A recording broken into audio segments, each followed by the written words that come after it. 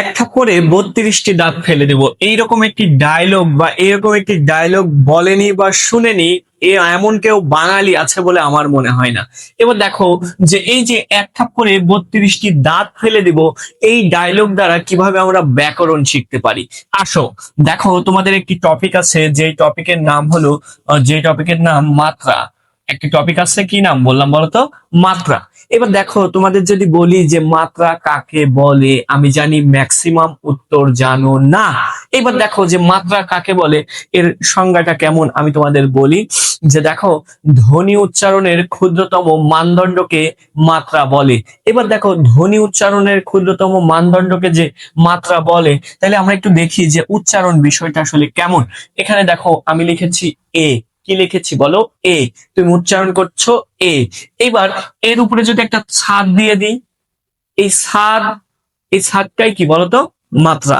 কোন বর্ণে দেখো পুরোপুরি আছে, কোন বর্ণে দেখো কি অর্ধেক আছে, কোন বর্ণে আবার দেখো কি বলতো নেই। তো এই যে দেখো, আমি এখানে যখন পরিপূর্ণভাবে দিয়ে দিলাম, তখন কি হলো বলতো?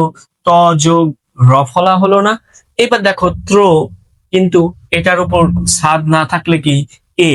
এবার দেখো এই যে ও, এর উপরে যদি ছাদ দিয়ে দিই, তাহলে সেটা হলো কি বলতো?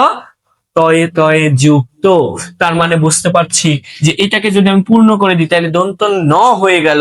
এই যে দেখো যে ধ্বনির উচ্চারণ গুলো কি বলতো পরিবর্তন হয়ে যাচ্ছে, যার কারণে বলা হলো ধ্বনি উচ্চারণের ক্ষুদ্রতম মানদণ্ডকে মাত্রা বলে।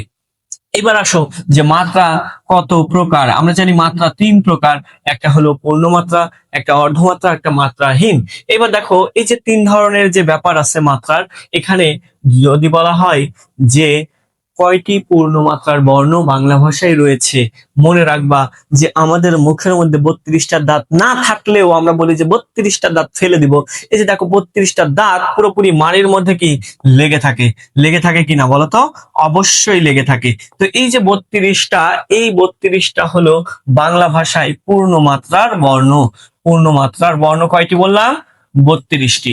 এবার দেখো যে অর্ধমাত্রার কথা যদি আমরা বলি, যে অর্ধমাত্রা মানে কি? যে সকল বর্ণের উপর মাত্রা থাকে কি অর্ধেক, যেমন মূর্ধন ন, যেমন গ, ঠিক আছে, শুধু অর্ধেক আছে, এগুলাকে বলা হয় অর্ধমাত্রা।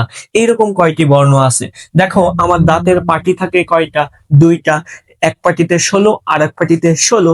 16-র অর্ধেক কত বলতো? 16-র অর্ধেক হলো 8। তাহলে অর্ধমাত্রার বর্ণ কয়টি? 8টি। আমরা জানি যে বাংলা ভাষায় মোট বর্ণ আছে হলো 50টি। তাহলে দেখো 32 আর 8 40টি হলো, বাকি থাকে কয়টা? 10টি। এই 10টি হলো কি বলতো? মাত্রাহীন। আর মোট বর্ণ বাংলা ভাষায় কয়টি বলো? 50টি। তো প্রিয় শিক্ষার্থীরা, তোমরা কি বুঝতে পারলে যে এক থাপ্পড়ে 32টা দাঁত ফেলাও যায় না, কিন্তু আমরা ব্যাকরণে সুন্দর করে মাত্রাটা চিনতে পারি যে কয়টি কোন মাত্রা রয়েছে। তো ধন্যবাদ সবাইকে। কেমন লাগলো ক্লাসটি জানিয়ে দাও। আমাদের এইচএসসি 27 ব্যাচের বেশ কিছু বাংলা দ্বিতীয় পত্রের নতুন ব্যাচ শুরু হয়েছে। যুক্ত হতে যোগাযোগ করো বিপুল পাঠশালায়। ধন্যবাদ সবাইকে। মনে রাখবে, বাংলা মানেই বিপুল পাঠশালা।